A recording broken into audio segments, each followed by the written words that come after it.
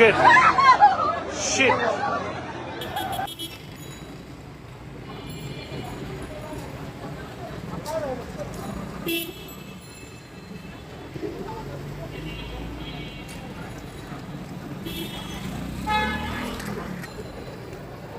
আসসালামু আলাইকুম। এটি হচ্ছে সেই বেইলি রোডের যে বিল্ডিং এ আগুন লেগেছিল। কাচ্চি ভাই রেস্টুরেন্ট ছিল, বেশ গ্যাজেট গিয়ার ছিল, বেশ কিছু বড় বড় প্রতিষ্ঠান এখানে ছিল।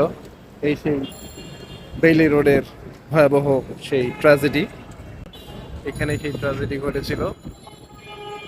ভাবলাম আপনাদেরকে একটু শেয়ার করি।